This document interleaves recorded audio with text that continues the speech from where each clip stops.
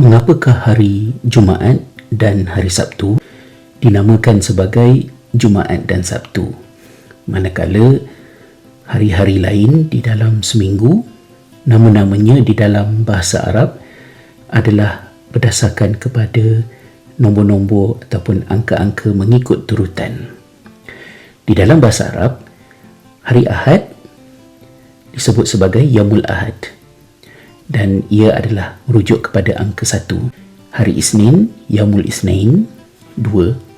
Hari Selasa, Yaumul Thulatha, merujuk kepada 3. Hari Rabu, Yaumul Arbi'a, merujuk kepada Arba'ah, nombor 4. Hari Khamis, Yaumul Khamis, disebut sebagai Khamis, iaitu hari yang kelima. Tetapi Jumaat sebagai hari ke-6 tidak disebut sebagai hari ke-6. Ia ada namanya sendiri sebagai Al-Jumu'ah. Dan hari Sabtu sebagai hari yang ke-7 tidak disebut sebagai hari ke-7, tetapi ada namanya yang tersendiri. Mengapa? Penjelasan yang pertama mengenai hal ini berbalik kepada hakikat bahawa hari Jumaat dan hari Sabtu, nama bagi kedua-dua hari ini disebut sendiri oleh Allah Subhanahu Wa Taala di dalam Al-Quran. Di dalam surah Al-Jumu'ah ayat yang ke-9, Ya ayyuhalladzina amanu idza nudiya lis-salati min yaumil jumu'ati fas'au ila dzikrillahi wa dzarul bai' dzalikum khairul lakum in kuntum ta'lamun. Wahai orang-orang yang beriman, apabila diseru kepadamu untuk bersolat pada hari Jumaat, maka hendaklah kamu bersegera kepada mengingati Allah dan tinggalkanlah jual beli. Sesungguhnya itu adalah lebih baik untuk kamu sekiranya kamu mengetahui. Di dalam ayat ini Allah menyebut hari Jumaat dengan namanya secara spesifik. Manakala hari Sabtu pula, nama hari Sabtu itu disebut beberapa kali di dalam Al-Quran. Antaranya firman Allah Subhanahu Wa Taala, وَلَقَدْ عَلِمْتُمُ الَّذِينَ اعْتَدَوْا مِنْكُمْ فِي السَّبْتِ فَقُلْنَا لَهُمْ كُونُوا قِرَدَةً خَاسِئِينَ. Di dalam ayat yang ke-65 daripada surah Al-Baqarah, merujuk kepada kisah Bani Israel yang melanggar perintah Allah Subhanahu Wa Taala. Dan ianya juga ada disebut di dalam surah An-Nisa ayat yang ke-47, surah An-Nisa ayat yang ke-154, Al-A'raf ayat 163 dan surah An-Nahl ayat 124.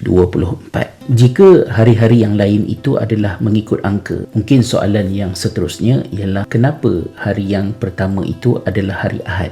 Ini berbalik kepada apa yang disebutkan oleh Allah Subhanahu Wa Taala berkenaan dengan penciptaan langit dan bumi. Misalnya di dalam surah Yunus ayat yang ketiga, Allah Subhanahu Wa Taala berfirman, A'udzubillahi minasyaitonirrajim, Inna rabbakumullahu alladzi khalaqas samawati wal ard fi sittati ayyam thumma istawa 'alal 'arsh. Sesungguhnya Tuhan kamu itu adalah Allah yang telah menciptakan langit dan bumi selama 6 hari dan kemudian dia bersemayam di Arash. Apa yang disebutkan oleh Allah di dalam surah Yunus ayat yang ketiga ini ada perinciannya di dalam Sahih Muslim di antara baginda sallallahu alaihi wasallam dengan Abu Hurairah radhiyallahu anhu.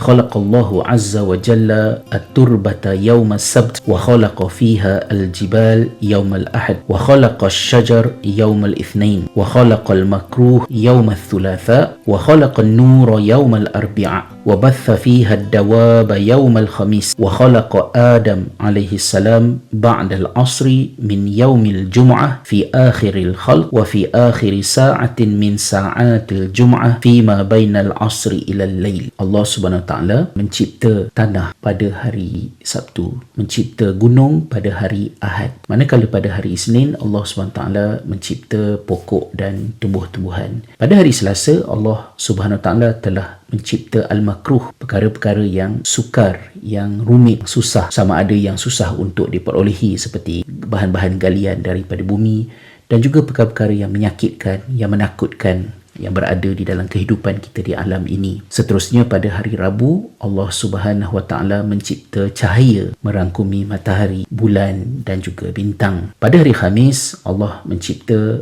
haiwan-haiwan yang kemudiannya berkeliaran di atas muka bumi. Dan pada hari Jumaat Allah Subhanahu Wa Taala mencipta makhluk yang terakhir, iaitulah Adam alaihi salam, selepas daripada waktu asar membawa hingga ke waktu malam.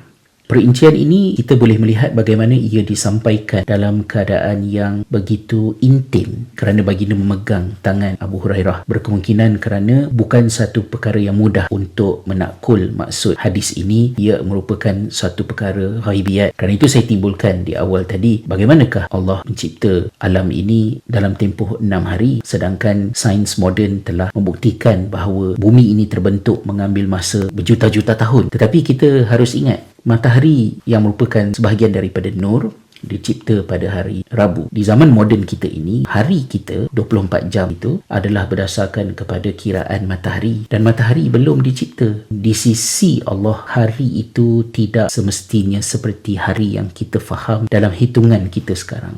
Malah Al-Imam Fakhrul Razi di dalam tafsirnya memilih untuk menterjemahkan maksud hari itu kepada peringkat, stages. Satu stage boleh jadi 50,000 tahun, satu stage boleh jadi berjuta-juta tahun, dan bukannya 24 jam. Walaupun Allah SWT boleh mencipta segala-galanya hanya dengan kun fayakun, tetapi Allah menunjukkan kepada kita untuk menzahirkan kebesarannya dan menunjukkan aturan, ketertiban, cermatnya alam ini dicipta oleh Allah SWT secara berperingkat, dan kesemua yang ada di alam ini pula kemuncaknya adalah penciptaan manusia sebagai khalifah, Adam. Dan ini harus menjadi peringatan kepada kita untuk kita juga, apatah lagi makhluk yang terlalu banyak kelemahan dan batasan ini, untuk lebih cermat dan tertib dalam melakukan kerja-kerja kita. Dan kisah-kisah ini juga boleh membantu kita untuk menolak andaian sesetengah pihak yang mengatakan bahawa dunia ini terjadi tidak ada sistem, tidak ada aturan, dia terjadi secara tiba-tiba, kan. Macam-macam lah benda-benda yang ditimbulkan oleh mereka yang menafikan hakikat wujudnya pencipta yang mencipta alam ini. Tapi apakah makna Jumaat dan Sabtu itu sendiri? Hari Jumaat dinamakan sebagai hari Al-Jum'ah daripada perkataan Jama'ah, kerana pada hari Jumaat itu telah terhimpun, berkumpul segala-gala makhluk yang ada di alam ini bersama ketuanya, iaitulah Adam alaihi salam. Maka hari Jumaat itu adalah merupakan hari berhimpun semua makhluk ini. Manakala hari Sabtu pula, perkataan Sabtu tu daripada sabata di dalam bahasa Arab, ianya memberikan maksud terputus ataupun qata'a. Pada hari Ahad, Isnin, Selasa, Rabu, Khamis dan Jumaat secara berperingkat Allah SWT mencipta satu demi satu penghuni alam ini dan alam itu sendiri. Hari Sabtu itu adalah hari segala-galanya sudah selesai, terpisah daripada proses-proses yang berperingkat dan panjang tadi. Maka pada hari Sabtu itu adalah hari bertenang, tidak ada banyak aktiviti, hari untuk berehat. Malah kita juga dapat lihat di dalam Al-Quran bagaimana Allah SWT mengungkapkan tidur dengan perkataan Sabtu. Misalnya di dalam surah Al-Furqan, Allah SWT menyebut pada ayat yang ke-47, wa huwa allazi ja'ala lakumul laila libasa wan nauma subata wa ja'ala an-nahara nusyura. Dialah Allah yang telah menjadikan malam sebagai pakaian untuk menyelimuti, melindungi kita. Tidur itu pula sebagai subata, dan perkataan subata ini asal perkataannya daripada Sabtu yang sama juga, sin, ba dan ta. Kerana pada waktu malam itu apabila kita tidur itu memberhentikan segala aktiviti yang lain, memberhentikan pelbagai kerja yang kita lakukan. Dan ini menarik kerana persoalan kenapa manusia perlu tidur, apakah yang dilakukan oleh tubuh badan kita, oleh otak kita apabila kita tidur, ia adalah satu pertanyaan yang mengambil masa yang lama untuk difahami oleh saintis. Pada sekitar tahun 2013, 2 tahun adalah tahun di mana kajian datang daripada Universiti Rochester yang menceritakan bahawa bila kita tidur, otak kita ni membuang sampah sarapnya untuk mengekalkan kesihatan otak, kerana ia memainkan peranan besar untuk kesihatan jangka panjang kita. Dan mereka yang mengabaikan tidur ini mempunyai risiko besar untuk mempunyai masalah Alzheimer apabila mereka di usia emas nanti menjadi nyanyuk. Sebab itu tidur ni merupakan sangat penting. Jadi tidur itu disebutkan sebagai subata, sama macam hari Sabtu lah. Jadi Sabtu tu juga adalah istilah yang merujuk kepada orang yang banyak tidur. Kan, kalau di dalam bahasa Arab, itulah di antara indahnya nama-nama dan kisah di belakangnya. Dan ini adalah merupakan perkara yang datang kemudian apabila datangnya Islam. Di zaman jahiliah orang-orang Arab, hari-hari itu ada nama-namanya yang lain. Hari Ahad itu disebut sebagai Al-Awwal kerana dia dianggap sebagai hari yang pertama oleh orang Arab di zaman jahiliah lagi. Manakala hari Isnin disebut sebagai Al-Awhad. Al-Awhad dia maksud dia hari berehat-rehat, tenang, tidak ada banyak perkara yang menyerabutkan fikiran. A bit different lah daripada tanggapan kita sekarang kan, kerana kita selalu associate hari Isnin tu dengan Monday Blues, hari yang stres nak kena pergi kerja. Tapi di zaman jahiliah itu namanya sendiri disebut Al-Awhad, iaitu hari untuk kita berehat-rehat. Even Al-Ahwan, nama lain untuk hari Isnin. Manakala hari Selasa pula, ia disebut sebagai Al-Jubar, daripada jubur, dan jubur ni macam algebra, maksud dia yang memisahkan, yang pertengah, kerana dia duduk tengah-tengah minggu.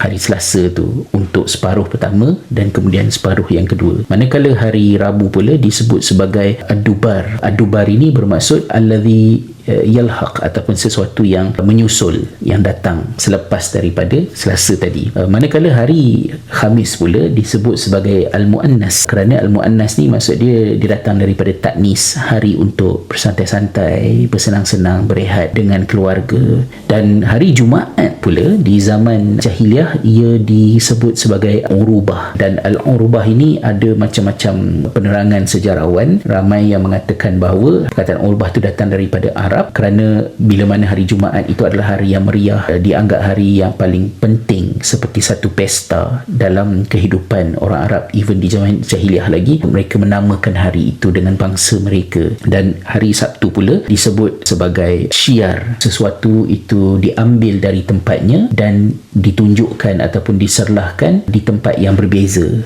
Saya tak pasti sangat sejarahnya, adakah ia merujuk kepada tindak tanduk Ashabus Sabt yang disebutkan dalam Quran, tak pasti. Tapi itulah antara ceritanya yang ada di dalam perkongsian kita pada kali ini. Sekiranya sahabat-sahabat rasa ia adalah sesuatu yang bermanfaat, kongsikan dengan rakan-rakan, ahli keluarga, kisah-kisah berkenaan dengan nama-nama hari di dalam minggu kita pada hari ini. Wallahualam.